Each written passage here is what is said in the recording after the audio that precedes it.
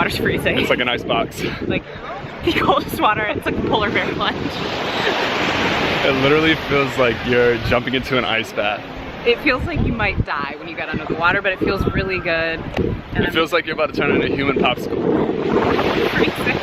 It's so cool. I can't stay.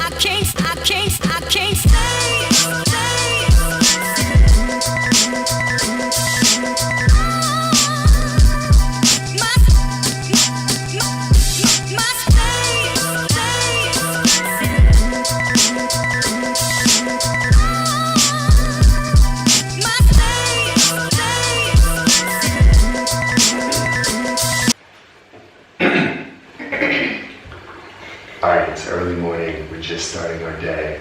We don't typically show what we eat for breakfast because we don't go out. One travel tip when you're in Europe, especially if you're staying in Airbnbs, to save money, is to buy groceries at the grocery store and cook breakfast yourself.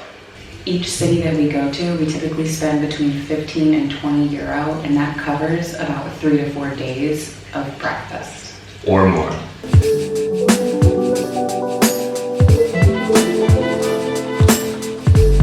Next stop is Feira da Ladra. It's a famous market, only open on Tuesdays and Saturdays. I think they used to sell like stolen goods there or something. So we're gonna go see what we can find. Not stolen, of course. On the black market. Let's buy some black market livers.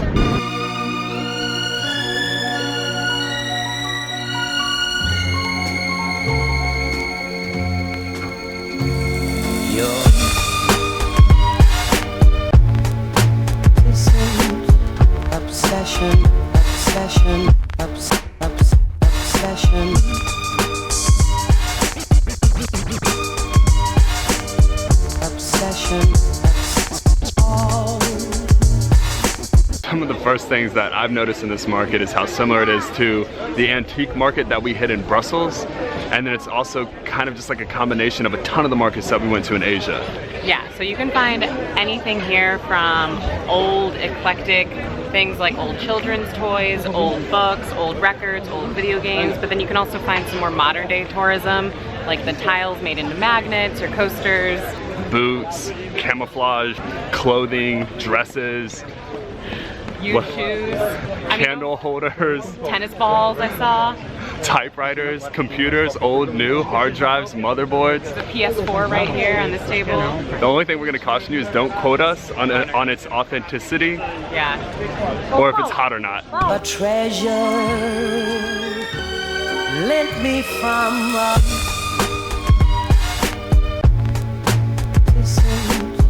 I just stopped for lunch at this place called Pastelaria Brasilia, and it is amazing.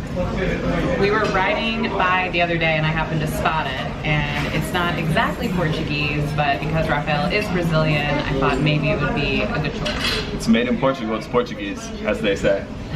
Place is great, food is amazing, prices are super reasonable, And the service is exceptional. and portions are extra large. Come here. This is what it looks like from the outside, just so you don't forget it. We really lucked out with our weather the past couple of days. Not a cloud in the sky. So we're gonna take advantage and do what the Portuguese typically do on the weekend when the weather's nice. We go to the beach.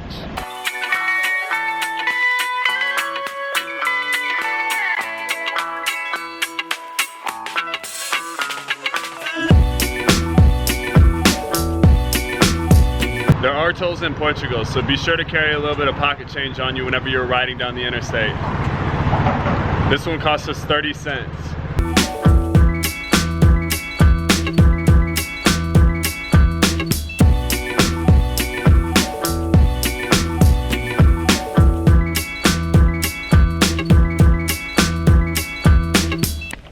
We just got to this beach and it's truly in the middle of nowhere. It's kind of hard to find. We're surrounded by all this kind of dead looking vegetation, but it's also kind of cool looking because it's white-ish. But we're walking down on this trail to get to this secret beach. It's not really a secret beach, but I spotted it on the map and it's far enough away to where I figured that only locals would come here. There's just a row of cars, cliffside, basically. It's dry as hell. I mean, I feel like we're in like the desert, on the moon, on the side of the ocean. I don't know, it's pretty crazy. Everything's white, it's just covered in like this soot. or the sediment. Yeah, we're having to work for it today. But, should be worth it. Just ran into those people and they said we're still about 10 to 15 minutes away from the beach. All in all, 20-minute hike to get there. Well, I've definitely learned one thing on this trip, and that's that there are no flat roads to get to anything in Portugal. You have to work for it, for sure. So the Portuguese are so in shape. I can already see the water, and it was worth it. Check this out.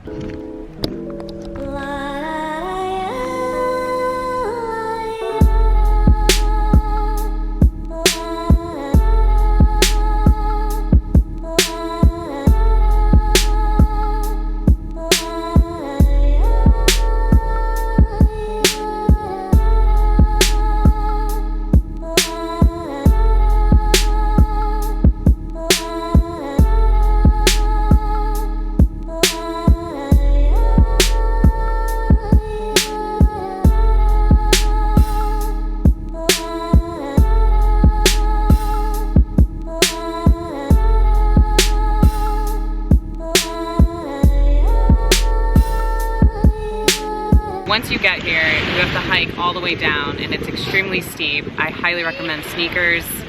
It's not made for Boots, maybe flip-flops. even. Yeah, it's a real, genuine hike, but it is so worth it. It's free to come here if you survive the hike. A lot of people on the beach. We don't know how they got here. We don't know if they did the hike or came in by boat. That is true. We've seen some kayakers out on the water, but it's pretty spectacular. It's just off this giant cliff with, I mean, not even that much sand, but the water's calm. It's crystal clear. Turquoise blue. It's amazing.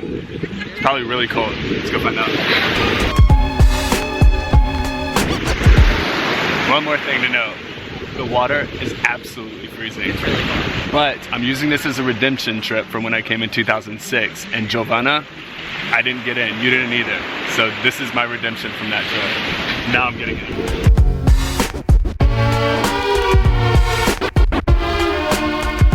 It does feel really good though.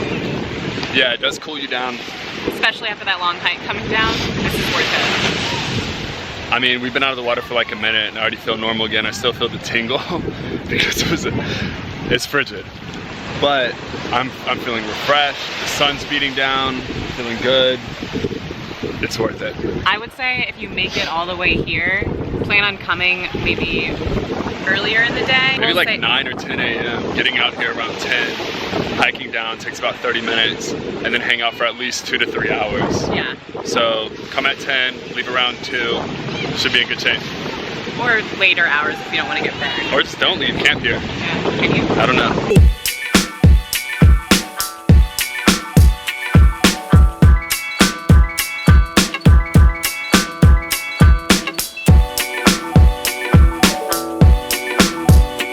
So we're at Mercado do Figueiro.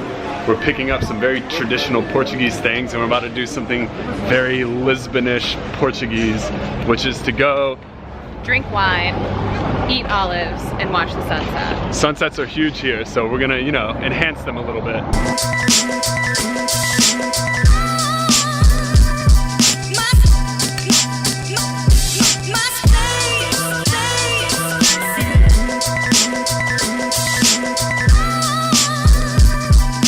What a way, what a way, what a way to close out the day.